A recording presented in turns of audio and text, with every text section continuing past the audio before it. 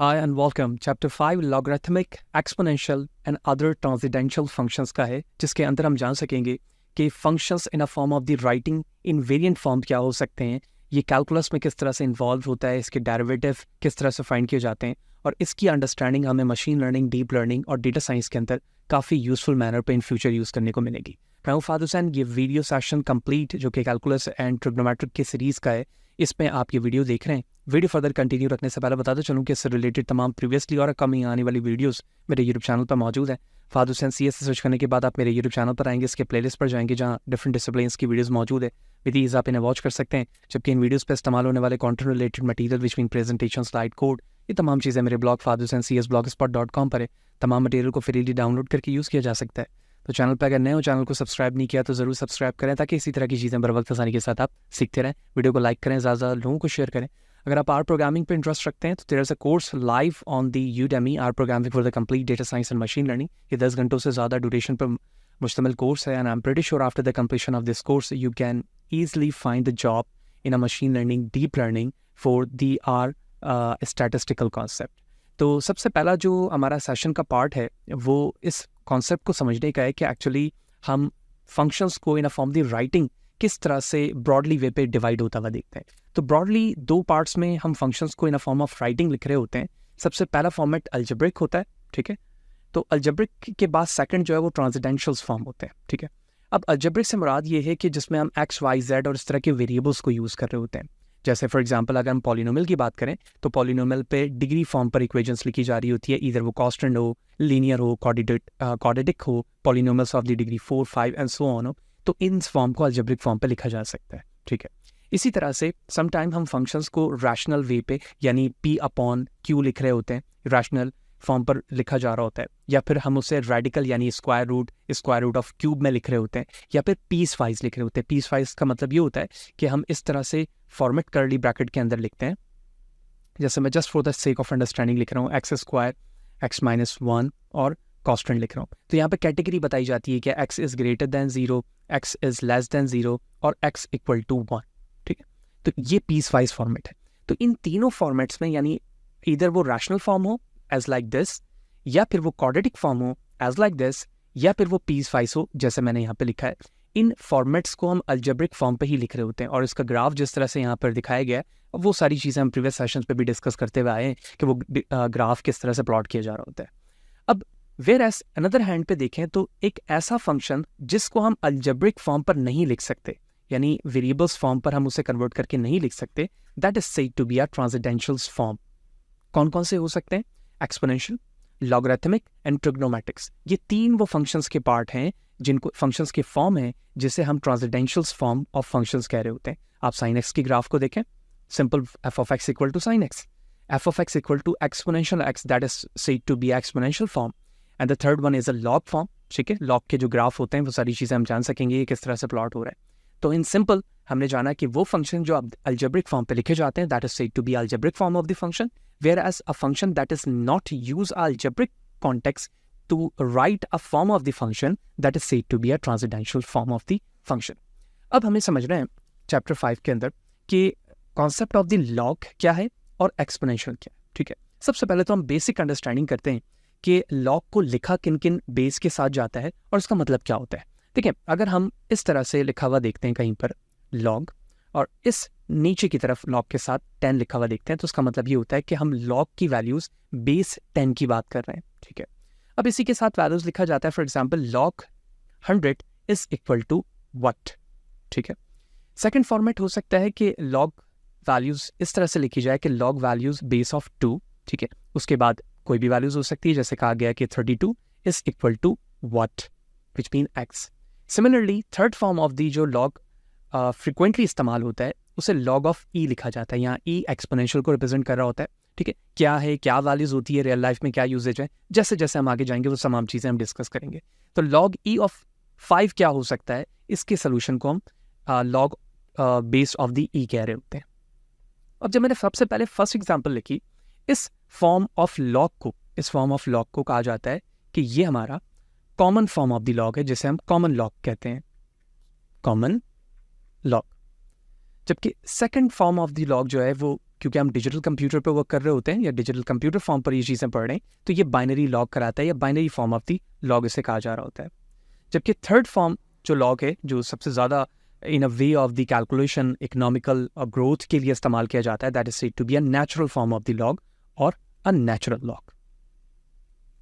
अब conceptual view ये है कि हम लॉग की वैल्यूज़ को सॉल्व किस तरह से करते हैं। देखिए, सबसे पहले जब मैंने लॉग बेस ऑफ 10 लिखा, ठीक है, I am going to change the colour now, तो इसका मतलब ये हुआ कि इस लॉग के फॉर्म को मैं एक्सपोनेंशियल वाइज लिख सकता हूँ। ठीक है, एक्सपोनेंशियल वाइज लिखने का मतलब क्या है या मैं ऐसा क्यों कर रहा हूँ? इसका मतलब ये होता है कि लॉग की जो वैल्यूज बेस पे लिखी गई है 10 पे वो कौन सी पावर अप्लाई किया जाए कि 100 आ जाए, और वो जो पावर अप्लाई की जाएगी वो यहाँ पर x से रिप्रेजेंट हो रहा है। इसी तरह से लॉग बेस 2 का मतलब ये है कि 2 पर कौन सी पावर अप्लाई किया जाए कि रिजल्ट 32 आ जाए, और वो जो पावर अप्लाई हो रही है वो यहाँ पर x से लिखा जाएगा। सो ऑन, अगर एक्सपोनेंशियल 5 के रिस्पेक्ट से भी कोई वैल्यूज अगर फाइंड करने की कही जाएगी, जो इन फ्यूचर हम जाके देखेंगे, तो वो कौन सी पावर होगी जो हमें वो आउटपुट प्रोड्यूस करके दे रही होगी। That is the representation of the log. इस चीज़ को सॉल्व करने के लिए हम एक्सपोनेंशियल को यूज़ करते हैं, और हम देखेंगे लास्ट में कि लॉग एक्सपोनेंशियल एक दूसरे का इन्वर्स है। ठीक है, तो क्या मैं इस log 10 base 10 100 equal to x को इस तरह से लिख सकता हूँ कि 10 की power what which mean x is equal to 100।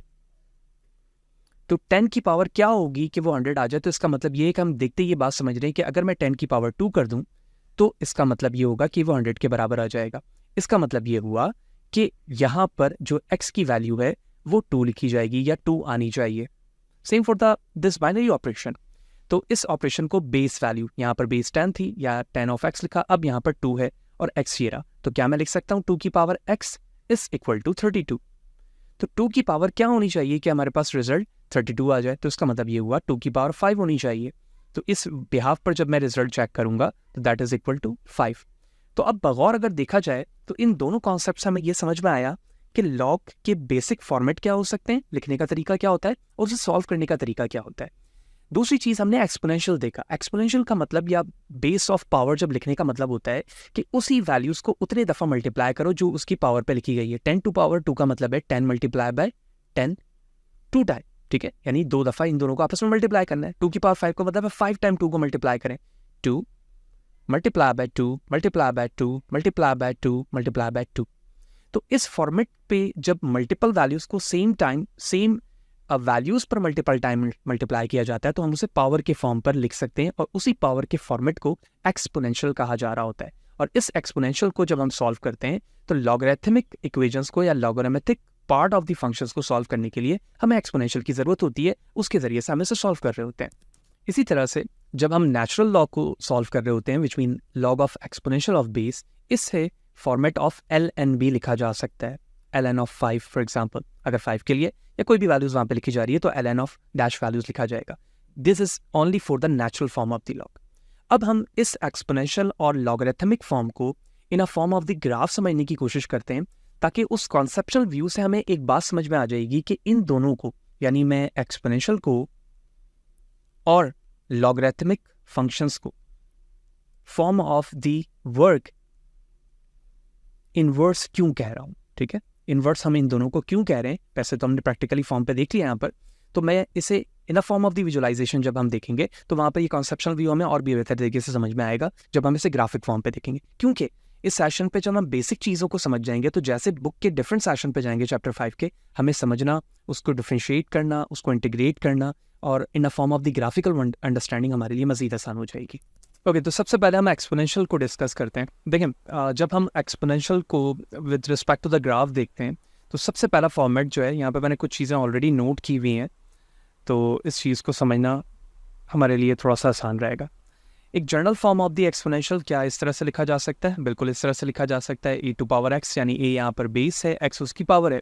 अब कंडीशन यहाँ पर ये है कि ग्राफ दो तरीक़ों से प्लॉट किया जा सकता है। एक वक्त ऐसा हो कि जब हमारी a की वैल्यू ग्रेटर देन 0 हो, ठीक है, जबकि a is not equal to 1 हो, और दूसरी कंडीशन ये है कि a की वैल्यू 0 से 1 के दरमियान।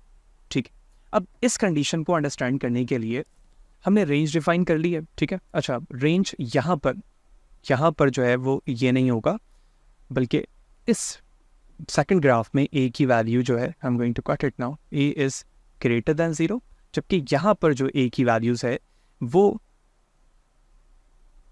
0 से 1 के दरमियान होगी। इसे हम पढ़ेंगे a is greater than 0 and less than 1, ठीक है, 0 से 1 के दरमियान। तो इस बेस पे हमें जो क्वेश्चन दिया गया है, जो एक्सपोनेंशियल बेस पे y इक्वल टू 1/2x, ठीक है, 1/2 की वैल्यू 0 से 1 के दरमियान है, वैल्यूज x है। अब इस x की वैल्यूज को पॉजिटिव नेगेटिव दोनों फॉर्म पर हम देख रहे हैं। तो हमने सबसे पहले x की मल्टीपल वैल्यूज दी 0, 1, 2, 3 till to the infinity, then -1, -2, -3 till to the infinity.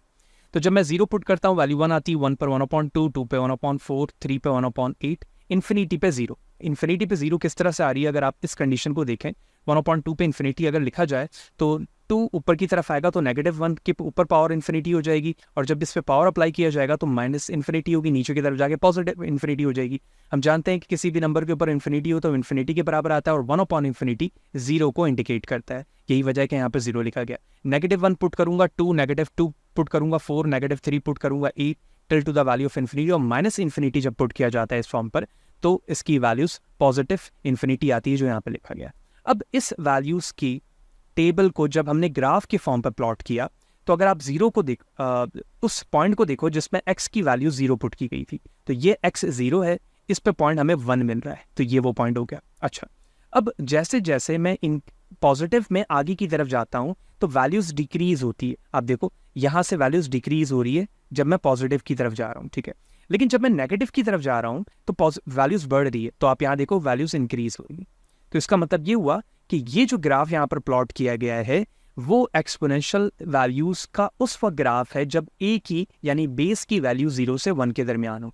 एक और चीज हमें पता चली कि एक्सपोनेंशियल की वैल्यूज इस फॉर्मेट पे जब 0 से 1 के दरमियान होती है कभी भी नेगेटिव नहीं हो सकती, ठीक है, कभी भी नेगेटिव नहीं हो सकती, ठीक है, नेगेटिव नहीं हो सकती, ठीक है। सेकेंड फॉर्मेट जो एक्सपोनेंशियल का है उसमें ग्राफ प्लॉट होता है a की वैल्यू ग्रेटर देन 0 से। तो हम एज्यूम करते हैं कि a की वैल्यू 1 से भी ज्यादा होगी, that is not equal to 1, ठीक है, 1 से ज्यादा ही हम एज्यूम करेंगे।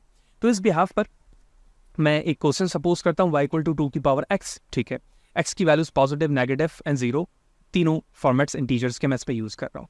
तो अगर मैं -∞ से स्टार्ट करूँ, आप चाहे तो 0, 1 पहले ले लें, मर्जी आपकी, चले हम 0 से एज्यूम करते हैं। अगर हम 0 अप्लाई करें, ठीक है, I am going to make it arrow here, ठीक है, तो इसकी वैल्यू 1 आती है, ठीक है, यानी 0 पर इसकी वैल्यू 1 आ गई, बिल्कुल वैसे ही जैसे यहाँ पर आ रही थी, ठीक है। लेकिन आप फर्क ये है कि जैसे जैसे मैं पॉजिटिव पे आगे की तरफ जाता हूँ, जैसे आप देखो 1 पे 2, 2 पे 4, 3 पे 8, मैं अप्लाई करता जाऊँगा पावर जिस तरह से होती है, और इन्फिनिटी पे पॉजिटिव पे इन्फिनिटी, तो ये इसकी ग्रोथ आगे की तरफ बढ़ रही है। लेकिन नेगेटिव पे अगर आप देखें तो नेगेटिव पे डिक्रीज हो रही है इसकी वैल्यू, और इस तरह से ये जाएगी। तो इसका मतलब ये हुआ कि either the range of the values is between 0 and 1 and greater than 0, the graph of the exponential always positive in a x direction, in a x portion, ठीक है। तो based on this condition जो domain की values होगी, domain की value से मुराद क्या है कि x की जो वैल्यूज है वो -∞ टू +∞ हो सकती है, ठीक है, यही वजह है कि यहाँ पर डोमेन वैल्यूज दिखाई गई है। लेकिन जो रेंज वैल्यू आएगी, रेंज का क्या मतलब है, x की वैल्यूज पर आउटपुट क्या प्रोड्यूस होकर आ रहा है वो हमेशा पॉजिटिव ही रहेगी।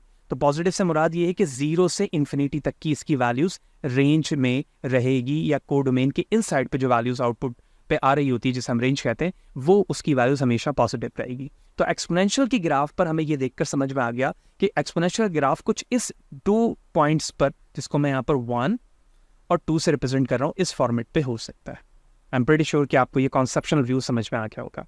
अब इसी चीज को, ग्राफिकल अंडरस्टैंडिंग को अगर मैं लॉगरिथमिक पे अंडरस्टैंड करूँ या लॉगरिथमिक पे एक्सप्लेन करूं, तो क्या कुछ लॉगरिथमिक फंक्शंस जब लिखा जाएगा तो क्या मैं उसे इस एक्सपोनेंशियल फॉर्म पे कन्वर्ट कर सकूंगा? बिल्कुल कर सकूंगा। क्यों? क्योंकि जब हमें लॉगरिथमिक फॉर्म पर फंक्शंस दिया गया था तो हमने एट लास्ट उसे किस में कन्वर्ट किया था? एक्सपोनेंशियल के फॉर्म पे ही तो किया था। और जब कोई चीज एक्सपोनेंशियल पे कन्वर्ट हो जाएगी तो यकीनी तौर पे मैं एक्स की वैल्यूज इनपुट करते हुए वाई को प्रोड्यूस करते जाऊंगा और उसके बिहाफ पे ग्राफ बना लूंगा। Let's see the logarithmic view. Okay, so here is the exponential function, logarithmic function. Okay, so as we have seen कि लॉग को इस फॉर्मेट पे लिखा जाता है, इधर वो बेस 2 हो, बेस 10 हो या बेस ई हो। अच्छा, साथ ही साथ इसके अलावा जिस तरह मैंने ये 3 चीज़ें बताई, इसके अलावा डिफरेंट बेस वैल्यूज़ के साथ भी लॉग को लिखा जाता है और सॉल्व किया जाता है, यानी लॉग 3, लॉग 7 इस तरह के भी नंबर्स हो सकते हैं। लेकिन ये 3 वो लॉग्स के टाइप्स हैं जो frequently in form of the application calculus में इस्तेमाल किए जा रहे होते हैं।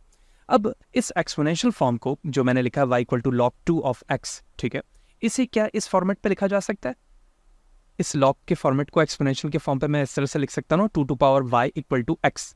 ठीक है, अब मैं y की डिफरेंट वैल्यूज लूंगा और उसके जरिए से x को प्रोड्यूस करूंगा। मैंने y की वैल्यूज -2, -1, 0, 1, 2, 3 पॉजिटिव के लिखे हैं। तो जब मैंने -2y को इंसर्ट किया इस फंक्शन में तो इसने 1/4 दिया, -1 पे 1/2, 0 पे 1, 1 पे 2, 2 पे 4 एंड 3 पर 8। ये वैल्यूज हमें इनपुट पे y के बिहाफ पर x मिल गया। ठीक है, क्योंकि फंक्शन ओरिजिनली इस फॉर्म पे था। अब जब ये वैल्यूज आ गई तो इस x की वैल्यूज को मैंने x एक्सेस पे प्लॉट किया क्योंकि ये x एक्सेस होता है। ठीक है, और ये y की वैल्यूज जो इनिशियली हमने ली थी उसे y पे प्लॉट कर दिया। अब अगर मैं 0 को फर्स्ट इनपुट पे लूँ तो x की वैल्यूज 1 पर 0 है, तो ये रहा x की वैल्यूज 1 और इस पे y की वैल्यू 0 है। ये पहला प्लॉट हो गया।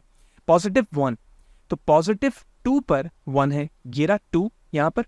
ठीक है, इस पे ये 1 मिल गया। ठीक है, फिर 3 पर 8 ये पॉजिटिव मिल गया। नेगेटिव को देखा तो -1 पर 1 से हाफ वैल्यूज है, तो मैंने इसको थोड़ा सा नीचे की तरफ कर दिया। ऑलमोस्ट थोड़ा सा कर्व ये मजीद डाउन होगा, लेकिन क्योंकि मैं पेन यूज कर रहा हूँ तो मैंने थोड़ा सा कम डाउन किया। इसी तरह 1/4 मजीद नीचे आओ तो 1/8 इस तरह से होगा। तो इस तरह से ये लाइन कर्व पर प्लॉट हो गई जो कि लॉगरिथमिक फंक्शंस के लिए थी।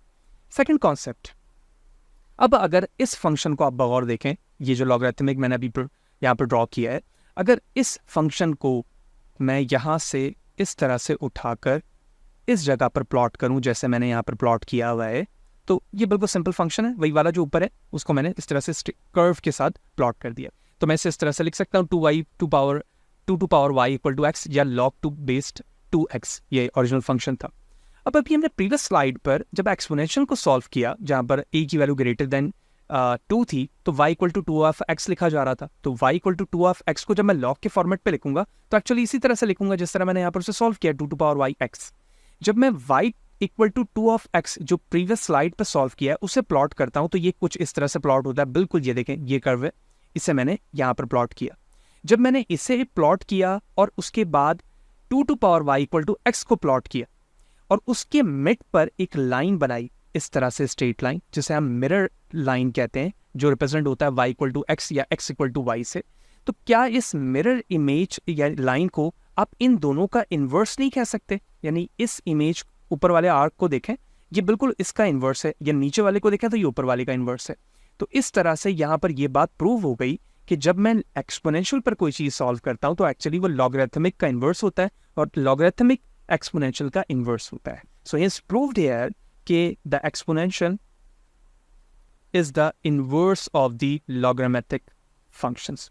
होप यू अंडरस्टैंड कि लॉग और एक्सपोनेंशियल फंक्शंस क्या है, उसकी रेंज वैल्यूज़ क्या है, किस तरह से दोनों फॉर्म पे ग्राफ प्लॉट किया जाता है, लॉग की टाइप्स क्या हैं, कॉमन लॉग और नेचुरल लॉग्स क्या हैं, जो एप्लीकेशंस के फॉर्मेट हैं, यानी लॉग की क्या एप्लीकेशन हो सकते हैं या एक्सपोनेंशियल की क्या एप्लीकेशन होते हैं, वो हम सेपरेटली सेशन पे डिस्कस करेंगे। तो that's all about the first session of the chapter 5। अब इन फ्यूचर में जब हम लॉगरिथमिक फंक्शंस को या एक्सपोनेंशियल को या ट्रांसेंडेंशियल फंक्शंस को in a form of the differentiation या इंटीग्रेशन देख रहे होंगे तो वहाँ पर कॉन्सेप्चुअल वे पे इन चीज़ों को समझना हमारे लिए आसान रहेगा। नेक्स्ट सेशन पर मिलते हैं, इसी तरह से चीज़ों को आगे ऑनवर्ड हम लेके चलेंगे। जुड़े रहें, और अगर चैनल को सब्सक्राइब नहीं किया तो ज़रूर सब्सक्राइब करें ताकि इसी तरह की चीज़ें आपको बर वक्त आसानी के साथ मिलती रहें और आप इसी तरह की चीज़ों से एंटरटेन होते रहें। नेक्स्ट सेशन पर मिलते हैं, सी यू देयर।